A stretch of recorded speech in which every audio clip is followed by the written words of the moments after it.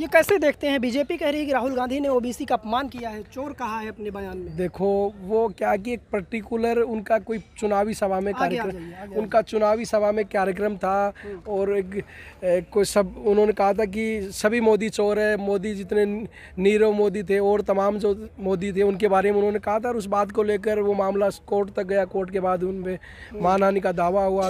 ये बवाल सही है जो हो रहा है? नहीं, ओबीसी जैसा इसमें प्रकरण नज़र नहीं आता, क्योंकि ओबीसी के इश्यूज़ पे न तो राहुल गांधी बोलते हैं, न यहाँ देश की जो भाजपा की जो सरकार है वो ओबीसी के इश्यूज़ पे बोलती नहीं है। ओबीसी तो आज हाशिए पे पड़ा। ओबीसी के जो जितने भी तमाम जो मुद्दे हैं, ओबीसी के जो मुद्दे हैं, रोहिणी आयोग की जो रिपोर्ट लागू होनी है उसका वर्गीकरण आप कह रहे हैं ना बीजेपी सुनती है ना कांग्रेस सुनती है। बीजेपी ने तो प्रधानमंत्री बना दिया ओबीसी। प्रधानमंत्री की बात कर रहे हैं, लेकिन मैं ये कह रहा हूँ मोदी जब दूसरी बार गुजरात के मुख्यमंत्री बने, पहले मोदी की जो जाति थी वो जाति जनरल में आती थी।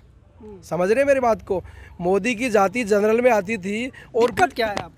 मेरी बात सुनिए, मोदी की जाति जनरल में आती थी। जब वो मुख्यमंत्री बन गए तब उन्होंने अपनी जाति को ओबीसी में शामिल करवा लिया। तो मोदी तो मूल जो ओबीसी है, मंडल आयोग की सिफारिशों से जो ओबीसी को आरक्षण मिला था वो ओबीसी में तो मोदी की जाति थी नहीं। मोदी मूल ओबीसी का नहीं है।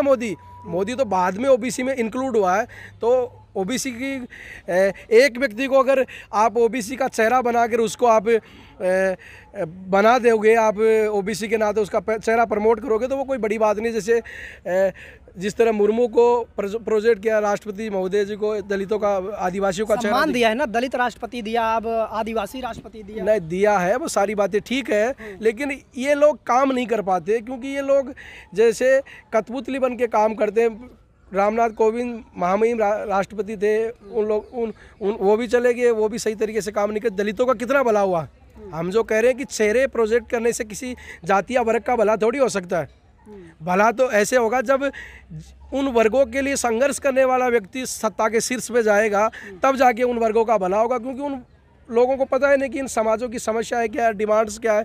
जब तक उनको समस्याओं का पता नहीं होगा तो समाधान कैसे कर पाएंगे? अपमान किया है राहुल गांधी ने।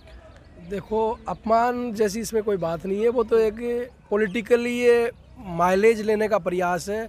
भाजपा कांग्रेस की लड़ाई का विषय है। इसमें किसी कोई ओबीसी की जाति का कोई अपमान नहीं हुआ है। हम ओबीसी की मूल जातियों में जो मंडल आयोग की सिफारिशों से कुम्हार, माड़ी, खाती। अच्छा, ओबीसी खूब हो रहा है। शूद्र की हम भी शूद्र, वो भी शूद्र। जैसे अखिलेश यादव हो गए, कह रहे हैं हम भी शूद्र जी। तो स्वामी प्रसाद मौर्य हो गए, कह रहे हैं हम भी शूद्र। क्या 2024 में अगला वर्ष पिछड़ा करने की लड़ाई है? देखो, देश में आगे आइए थोड़ा। देश में लगभग 70% आबादी ओबीसी की है और ओबीसी को जिस तरह का उनको प्रतिनिधित्व मिलना चाहिए, चाहे सरकारी नौकरियों में हो, राजनीतिक क्षेत्र में बात हो, वो प्रतिनिधित्व आज नहीं मिल रहा।